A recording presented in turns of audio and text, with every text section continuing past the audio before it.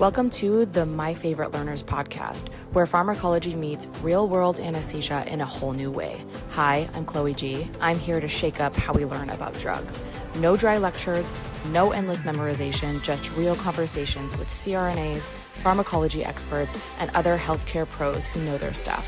Whether you're a student, a seasoned provider, or just a pharmacology nerd, we're diving deep into the meds that make anesthesia happen. So grab your coffee, your curiosity, and let's talk drugs. Hello, my favorite learners, and welcome back to another episode. Today, I am so excited to sit down with Dr. Becky Ashlock, DNP CRNA, faculty in the DNP Nurse Anesthesia program at UC Davis, an anatomy and physiology educator, and OB expert who cares for high-risk parturients every day. She's not only a CRNA, educator, and researcher, but has held roles for KPNAA and currently working on her PhD. We are teaming up today to dive into endocrine pharmacology and how it actually matters in the OR. Let's get into it. Hello, my favorite learners. Today, we have a super special guest to me personally. We are with Dr. Becky Ashlock, DNP CRNA, and we are talking about endocrine pharmacology, all things endocrine. It's a big topic, and we are so happy that you're here with us, Becky. So thank you for joining us. Thank you for asking me. Oh, of course. She is an anatomy and physiology professor, so I really wanted to have both worlds. We're both CRNAs. She has the anatomy and physiology, and I have the pharmacology. So together, we're going to have a great podcast. I like to open every episode with our guest talking about how you got into CRNA education. So if you can just give us a little bit of a picture into your journey into how you got into education. Sure. Thank you. Again, thank you for having me. And I would say that education's always been part of my story. I tutored in high school, math and science. In undergrad nursing, I developed a medication math peer tutoring program at the University of Southern California, which continued past my graduation. When I was a nurse, I was asked to teach in an undergrad nursing program. So I was a clinical professor and an adjunct professor for 6 years before starting anesthesia school. So education's always been part of my path.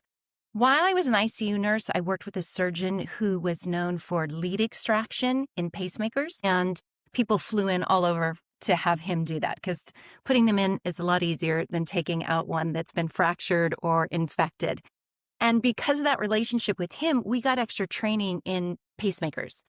The company invited us, we got extra classes, and I sort of became a pseudo expert in that. And so one of the first lectures I was asked to give to CRNA students was what to do with pacemakers when a patient presents in the OR with one. How do we handle it? Do we put a magnet on? Do we not put a magnet on?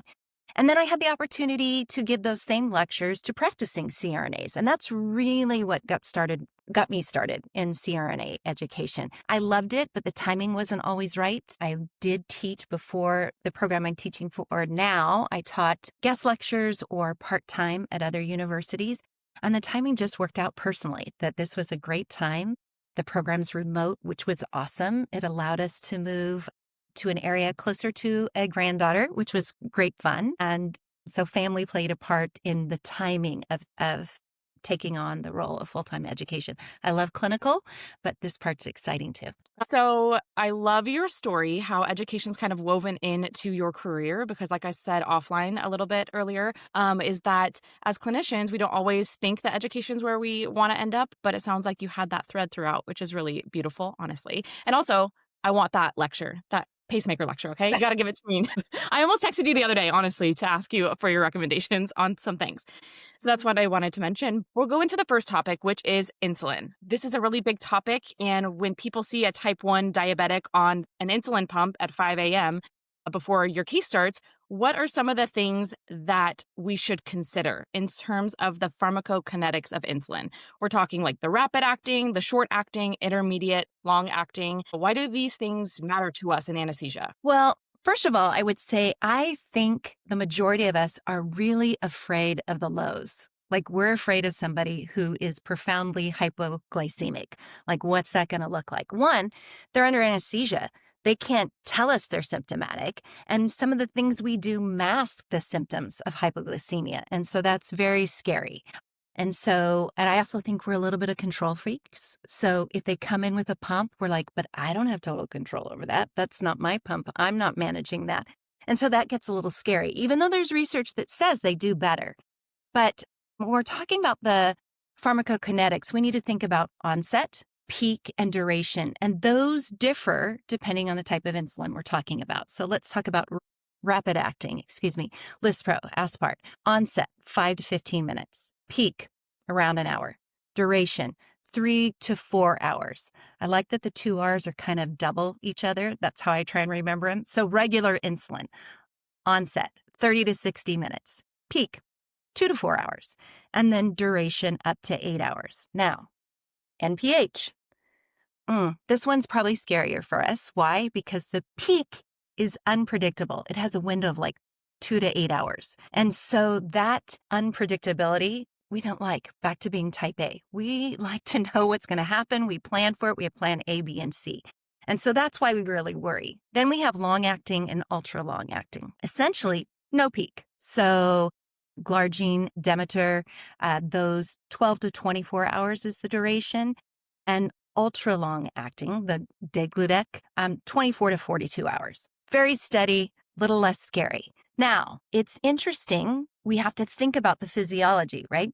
As you said, I teach anatomy and physiology, so let's talk about the physiology. What happens? Well, first of all, how are these delivered when the patient's not with us? They're subcutaneous. So we talked about onset, peak, and duration. We didn't talk about the route. The route matters. So the drug is administered to the subcutaneous tissue, and then it's absorbed into the bloodstream. That's not going to be the same for IV insulin. Your learners all spent time in the ICU, so they're familiar with what happens when somebody's blood flow changes distally to their pulse ox. It's harder to read, right? It may not read at all because blood flow has changed. Well, if blood flow changes to the subcutaneous tissue, you're not going to have the same absorption you did. You're not going to get the same delivery, that bioavailability. It's not in the bloodstream.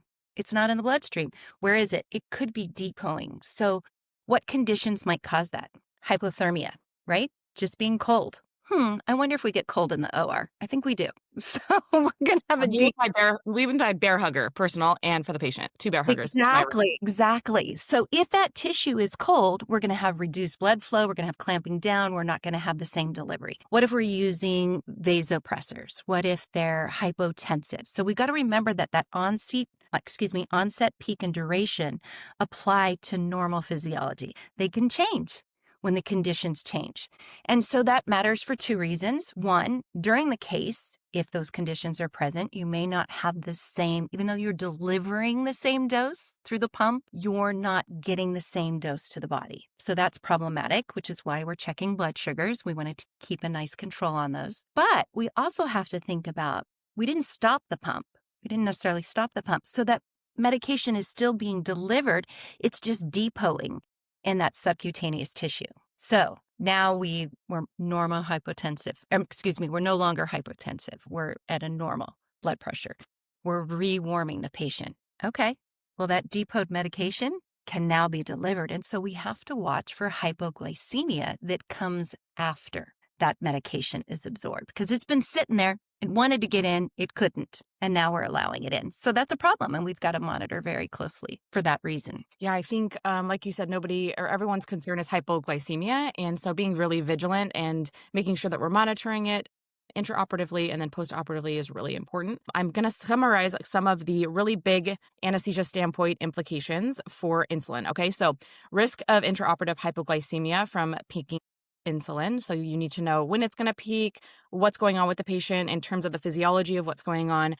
If it's hypothermia, all of the different things that you just mentioned.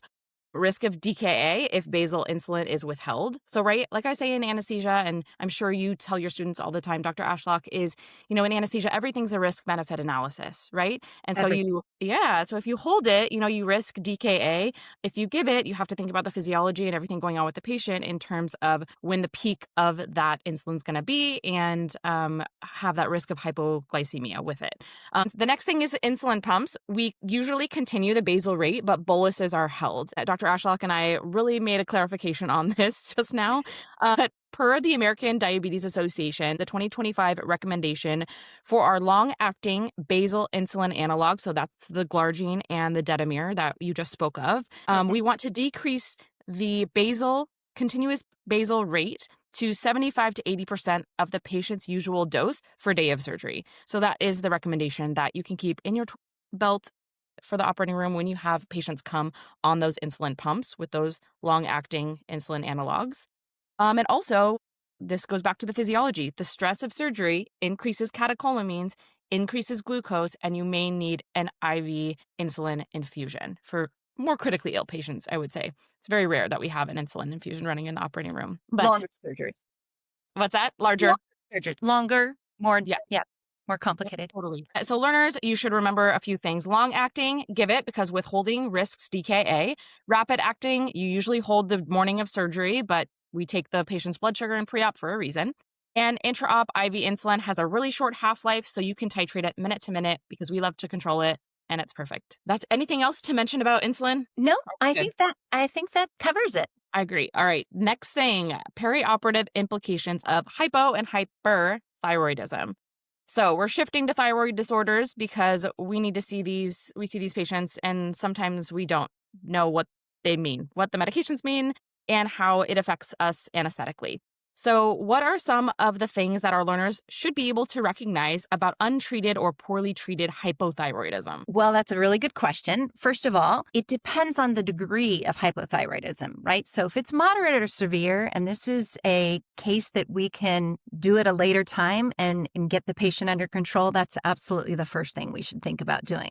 So if the hypothyroidism is mild, then we can proceed with surgery, but we have to think about what is happening physiologically to that patient. What does that mean? Bradycardia, reduced left ventricular function. It's not reduced contractility, potentially, which is why they have decreased cardiac output. Sensitivity to anesthetic drugs. Why is that? Well, the thyroid is responsible for regulating cytochrome P450. So if it's not working at its optimum, you're going to have a reduction in the activity level of the CYP450. And that's going to increase your sensitivity to anesthetic drugs. It's going to delay drug metabolism, risk of myxedema. I mean, they're really, really serious consequence. It's rare, but it's very profound. Again, elective surgery is typically delayed if they're severely or even moderately hypothyroid and not under any kind of medication. Maybe this is a new diagnosis, right? And so it's not just that they haven't been they're out of control, but rather they've never been in control. And so do they need to get that addressed? Again, otherwise you need to proceed in some cases and just adjust your anesthetic requirements down. Consider how the patient is metabolizing, how the patient is handling those medications, and adjust accordingly. Yep, I love that. And yeah, anything new onset, we want to kind of get under control for elective surgery. So I think that's very important to mention. What about hyperthyroidism? So the opposite. Yeah, I was just going to say, think of the opposite. Tachycardic, the risk of AFib, increased MAC requirements, increased sensitivity to catecholamines, and then risk of thyroid storm. Again, not common, but when it hits hard. So, and it can be stimulated by surgical stress. So that increases the risk of having that thyroid storm. Perfect. So for hyperthyroidism, our anesthetic considerations should be avoiding ketamine because it's a sympathomimetic. And for our learners, you guys know what sympathomimetic means, so I'm not going to explain it, okay? You guys know. The next is consider a beta blocker preoperatively, obviously, and maybe not so obviously for our newer learners. We do not like high heart rates in the operating room. It increases myocardial demand, decreases myocardial oxygen supply, and we try to keep that heart rate down. So considering a beta blocker if they're tachycardic in pre-op or perioperatively, deepening our anesthetic to carefully blunt those sympathetic responses, right? And being alert for fever, tachycardia, hypermetabolic activity, because those are signs of our thyroid storm. So I really want to, for board's purposes, when you think of hypothyroidism, you think of worst case scenario, myxedema coma. When you think of hyperthyroidism, worst case scenario, you think of thyroid storm. So those are terms that should always be associated with one another. Okay, next up on our list of endocrine issues. I think this one comes up quite a lot, and the operating room is really clinically significant. We're going to talk about our corticosteroids. That's one of those words that I say really strange. I'm learning. Okay, let's talk about corticosteroids and adrenal suppression. Let's talk about those stress dose. We talk about stress dose a lot in the operating room. Can you walk us through why a patient on chronic steroid use matters to us perioperatively? Okay, very important. So first of all, let's remember the hypothalamic pituitary adrenal axis, HPA axis. It is something that you are going to talk about multiple times throughout your time in school, and then you're probably going to have to answer some questions about it on the board. So get familiar with it. But ultimately, we are worried about cortisol. That's what we're worried about. That HPA axis being suppressed. The cortisol works on a negative feedback system, right? So if we're getting steroids from outside the body, essentially we get lazy and we go, I don't need to do anything. I'm just going to hang out, right? I'm getting what I need from an external source. And so you can get suppression of that HPA axis. And so that's what we're worried about, because normally the cortisol produced is somewhere between 18 to 20, depending on the source you're looking at, milligrams per day in a normal healthy person. In a stressful situation like trauma or surgery or chronic illness or acute illness, you may need 75 milligrams of cortisol in a day or even more. And so if we've suppressed the body's ability to respond adequately to a stressful situation, that puts our patient at risk. And so that's what we're concerned about. We're concerned about that suppression of the HPA axis. And so we need to know what to do. We need to watch for glucose and electrolyte imbalances. They're all affected. We need to consider not using etomidate. So that's another thing we want to be mindful of, is which anesthetic drugs are we choosing based on the patient's specific physiologic condition. Yes, and I think a really important boards question to mention, since you mentioned boards, and that's the point of this, right? We're all trying to pass boards at the end of the day.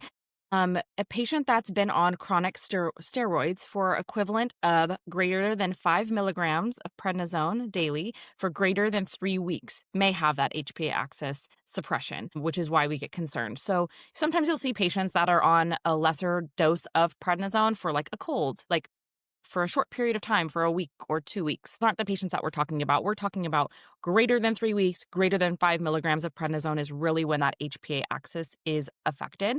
And you may see that hypotension, hyponatremia, and adrenal crisis once they're asleep. So the classic anesthesia pearls we'll mention is to continue their usual morning dose of their steroid if they're on the chronic steroid. Moderate to major surgeries may need hydrocortisone, 50 to 100 milligrams intraoperatively. And like you said, avoiding etomidate, because we know that etomidate suppresses cortisol synthesis. And we've talked about that in other podcasts, and we could talk about it all day long.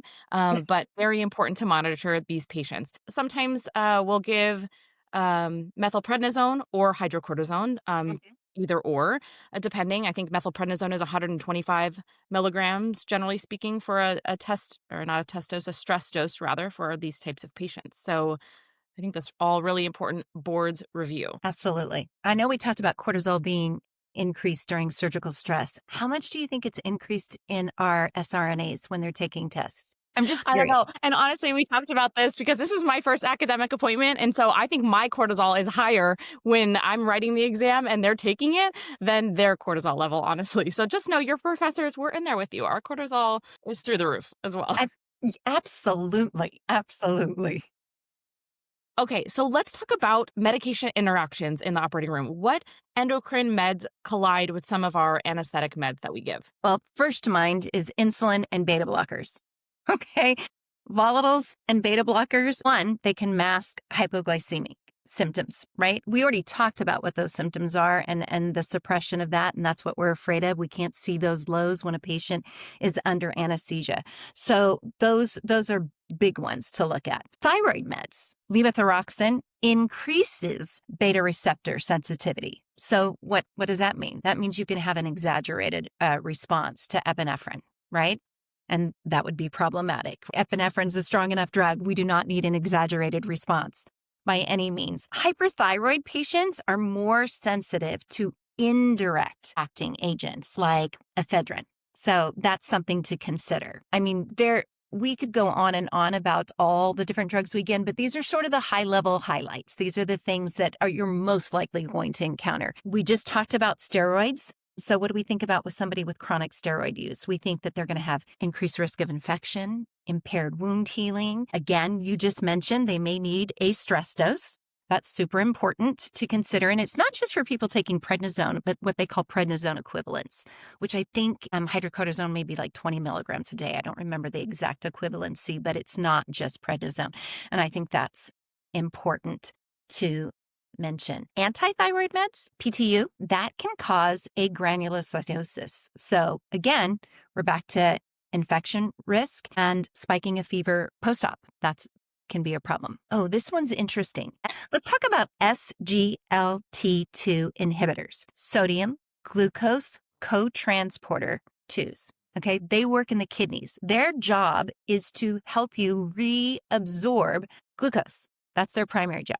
Okay, but notice sodium's in the name. They also help you reabsorb sodium.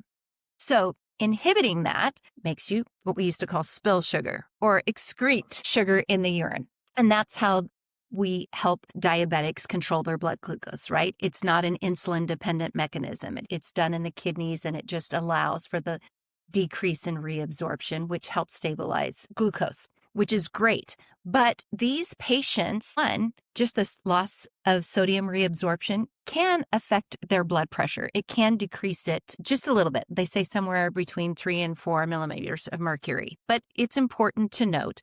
But the bigger issue is the risk of euglycemic DKA.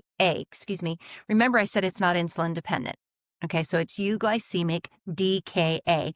So most of the guidelines will say the FDA says hold these for at least 3 days. There's at least one of this class of medication that needs to be held 4 days. So you need to check, because we know it's a minimum of 3, but it's dependent on which drug it is. And so I just want to make your learners aware of that it's not a standard 3 days. That's what's always so troublesome when you hear the terms like at least 3 days. Well, what does that mean? At least 3, okay? Does that mean I'm safe at 3? Not necessarily. You're going to be responsible for knowing which one has to be held 4 days. So Yes, I think that's but important. we like solid. We don't like maybe 2 to 3 days. Like, no, is it 2? Is it 3? We want Like concrete. any of that. I want 1 + 1 = 2. That's how I like to think. And it's really interesting. The euglycemic DKA, I'll have to have my colleague and honestly anesthesia bestie come on another podcast, because we're actually presenting on anesthesia updates for Southern California for our CRNA union here in Southern California. And she talks a lot about euglycemic DKA and the current recommendations of it, because that's something that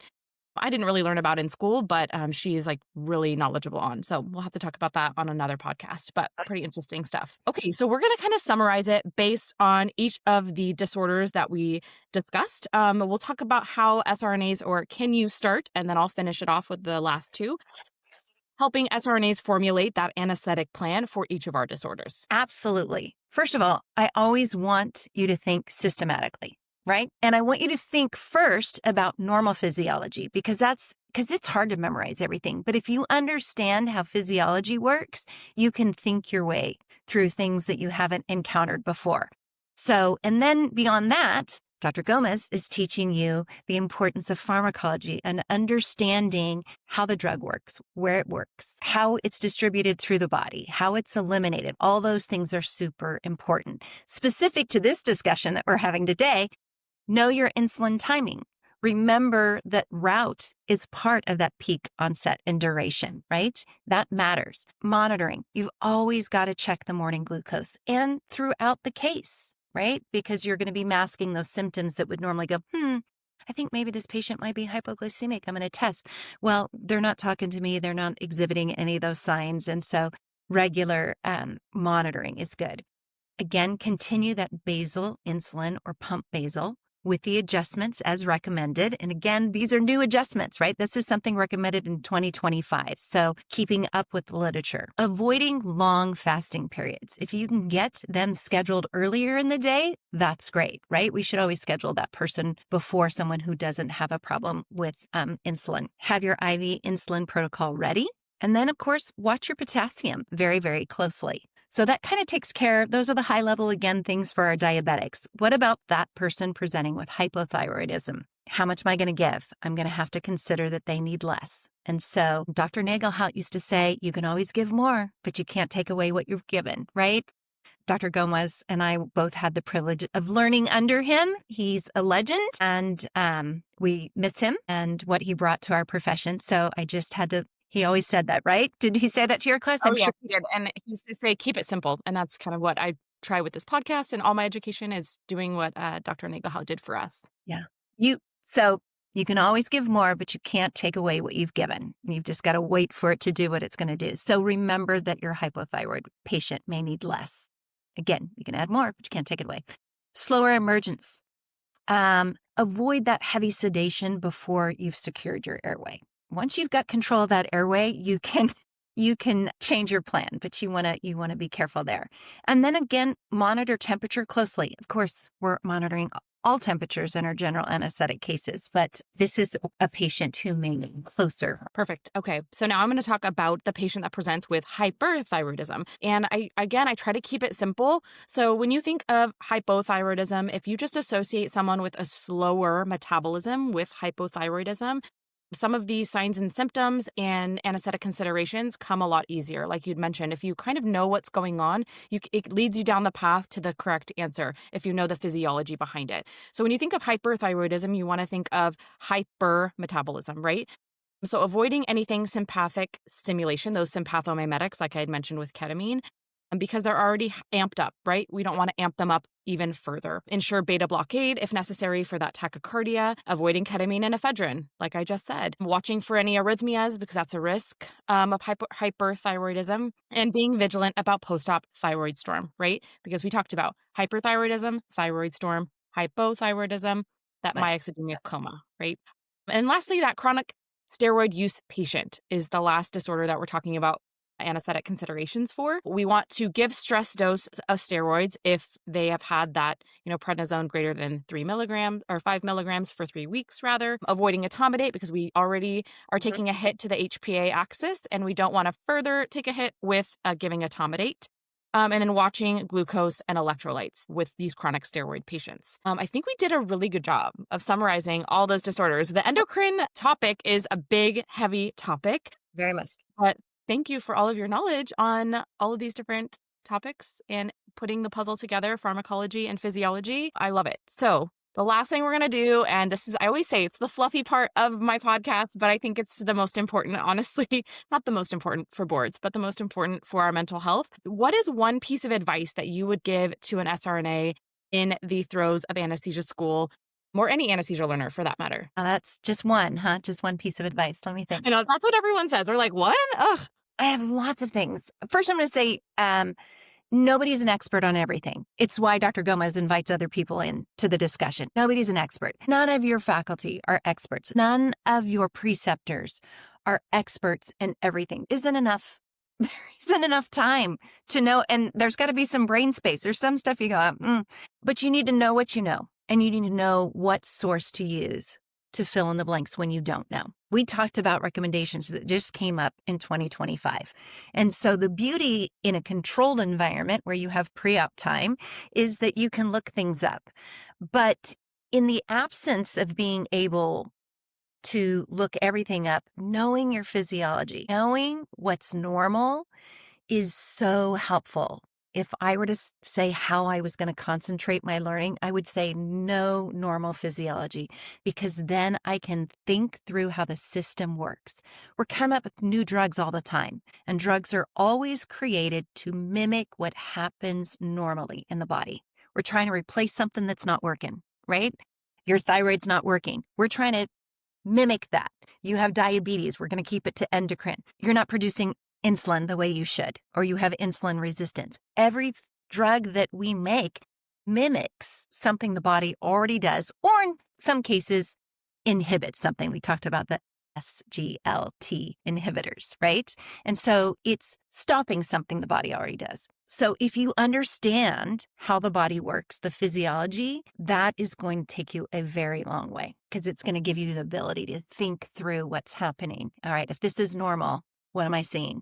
And how do I treat it? What can I do? I know what's happening. Yeah, I think it's, like I said, that strict memorization only gets you so far. And I call it data dumping. I mentioned it on a million, probably all of my podcasts, honestly, because the purpose of these conversations is to talk through them for the learners to listen to them, so that hopefully it's not just memorize and data dump. You kind of understand that physiology behind it, behind the meds, and normal physiology changes or how we're mimicking them with the drugs, like you just mentioned. I really love that. And I also wanted to mention, there was something else you had said at the beginning. I always say that the scariest providers are the providers that are not willing to ask questions or be humble enough to look things up or consult with people that may be better experts than themselves. Asking questions is a huge part of my students are like nodding and rolling their eyes because I'm always like, questions, who has questions, who has questions? And even sometimes I don't know the answers to the questions, but wow, I'm learning alongside them. And what a cool way to grow